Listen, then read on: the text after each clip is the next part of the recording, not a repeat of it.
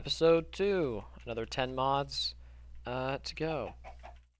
So the first mod that we're going to do is pretty simple. It's FTB Essentials. This is a server-side mod, but if you're playing on a server, you're going to appreciate it, because you can do stuff like slash nickname. So I'm going to change my nickname to Slam Duncan, and if we look in chat, boom, now I show up as Slam Duncan. It's pretty useful. I do believe it allows you to use the color codes that Minecraft has, so you can have colorful names and whatever. And yeah, that's pretty much all there is to that. Pane in the Glass is the next mod. It's also very simple. All it does is adds a new block. Instead of not aligning to the edge like glass panes do, it does align to the edge, which means from the outside it looks like this. It really is a preference whether this is what you want or not. I guess putting a roof on this might actually, I don't want that. Putting a roof on this might actually make you be able to make your decision better, because it does look really weird without a roof. I think both of them have their place in buildings. Both of them probably look 10 times better with some sort of outside trim to make it look better, instead of it just being like flat. But at the very least, I think from the inside it looks better like this. Instead of like this, because it's technically hanging on nothing on the bottom. It's like 1 pixel onto the stairs. So that's all that mod is. It also adds a dual one, which is extremely weird. I have no clue why you would use this over, it's not in the corner. I have no clue why you use this over just normal glass blocks. Placed on the ground, you can see what I mean. It's just so weird. I have no idea why you'd want that. The panes are just made by putting a glass pane in the crafting table, and then boom, it's edge aligned now. Simple recipe, simple mod. Up to preference, really. Our next mod is Spartan Weaponry. This is the first complex mod I'm going to be going over. This one is inspired by a very specific person. They probably know who they are, because when we played a mod pack, they loved the medieval weaponry. This has all sorts of all sorts of new weaponry. We got, Iron Saber, and they all have their own unique traits. If you look at all of these, two-handed ones will be slower if you have like a shield near their hand, because it's a two-handed sword, so it's gonna be more hard. So yeah, this adds these new weapons.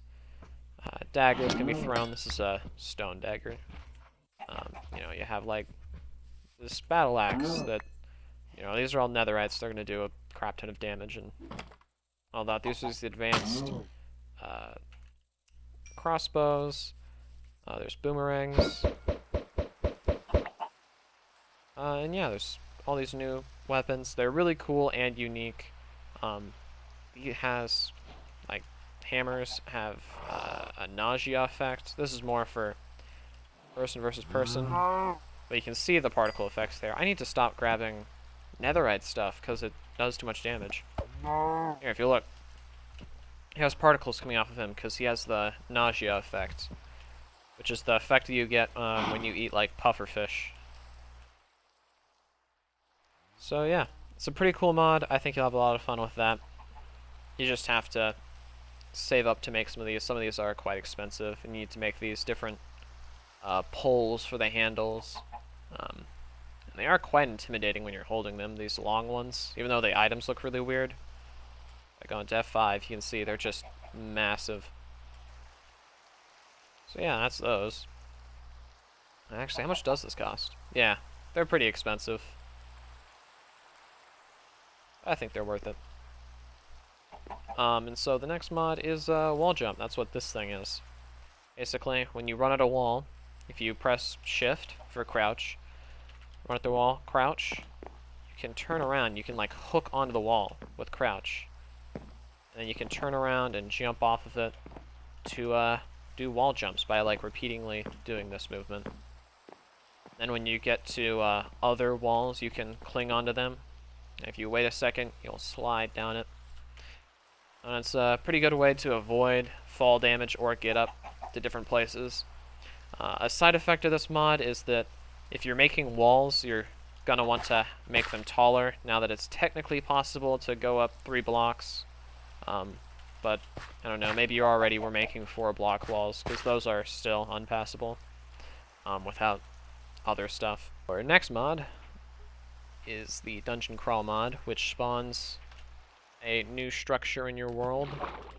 Teleport to the nearest one, and this is what they look like. They're just sort of little towers, but they've got a sinister secret inside of them. If we go down inside of them, they have this staircase that spirals down into the ground. When you get down a little bit, this has a massive underground dungeon system with loot and mobs and cake and all sorts of stuff. Some pretty unique loot, like, you know, an iron hat or a drinkable instant harming potion. Really just great stuff. There's a lot of spawners, and these are decked out spawners. If you look inside there, the guy inside there is actually wearing armor, so they spawn with this enchanted armor on them. And these are quite difficult dungeons to defeat. And when I say that, I do not mean it lightly. I have been killed inside of these with extremely good armor. Maybe I'm just bad at PvP. Maybe they're genuinely difficult. You can find out for yourself. Yeah, that's the Dungeon Crawl mod. These will spawn around your world. Alright, well, this was the next mod we were going to go do next anyways, so we're just going to continue on without the showcase area that I had created. This is the Lost Cities mod. I showed it off in the first video, but if you do decide to generate these cities, they will spawn a bit like this. Now, if they have villagers in them... Oh no, this is just... Okay, yeah. No, they're not supposed to have villages in them. This is just a village that, like, spawned halfway inside of the city. That's interesting. But these are abandoned cities. And when you go around them, they'll have vines and stuff on them. And different floors. They all have ladders, obviously. I mean, this mod itself doesn't add any elevators, so wouldn't really be any way to do that with this. But as you look around, you might be able to find some loot. Seeing if I can spot any chests. But you'll also find just the natural mobs that'll spawn inside of these buildings because they're so dark. Yeah,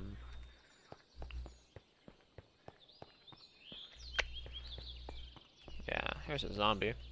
Oh no. I found a couple of chests when running through these myself. They're kinda rare, so it does take a bit of exploration to really find anything of worth.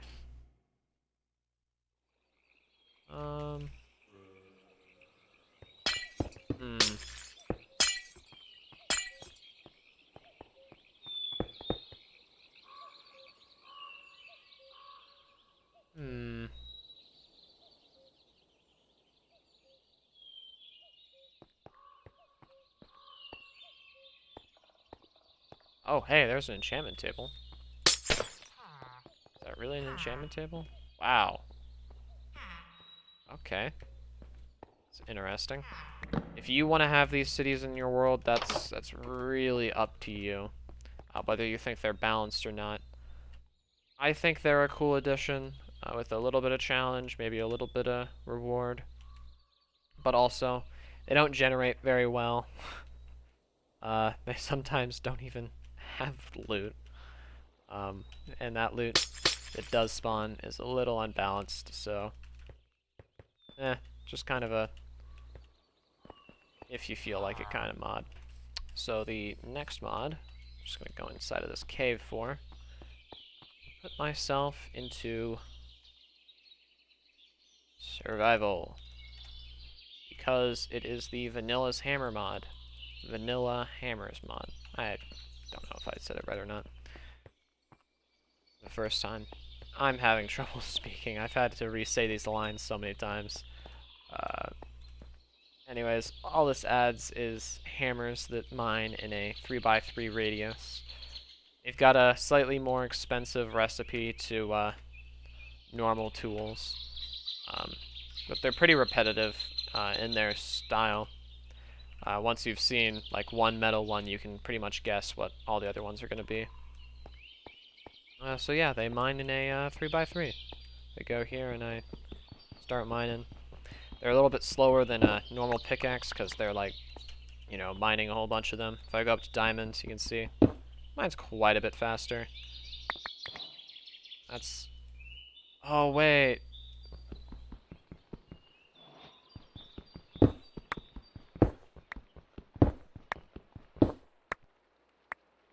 I might... Okay. Well, you can ignore that feature. I'm probably going to update the mod pack at some point. Not to do that. This, there's two different vanilla hammer mods that are very similar. Except one of them, when you mine with a certain type of block, it has a very rare chance of giving you whatever the hammer's made out of back to you. Which is a cool concept, but I think it's overpowered, so I'm probably going to switch it out for the other hammer mod when I can. But for the time being, that's how that is. Probably will be changed by the time you play. The next mod is Crash Utilities. It's another server mod. Just adds more commands for servers. These are very useful for stuff that could be breaking your server, like entities or chunk errors and stuff like that. Our last mod for the day is the Better Ping Display mod. If you look right next to my little bars there, that's the only thing that would normally be there. What this mod adds is that 0 ms. Since I'm on the computer hosting the server, I don't have any ping delay, but other people would have a number there for how many milliseconds their game is delayed from the server. 1,000 milliseconds is bad, 0 milliseconds is perfect, and 20 milliseconds is probably the best that you're actually going to get unless you're on the computer hosting it or on the same Wi-Fi. So if you get on the server and you look at that and you're like, whoa, 50 milliseconds, don't freak out. 50 milliseconds is not that bad. It barely affects your gameplay, and you're only really going to notice any issues when there's a lot of TNT blowing up or chunks loading.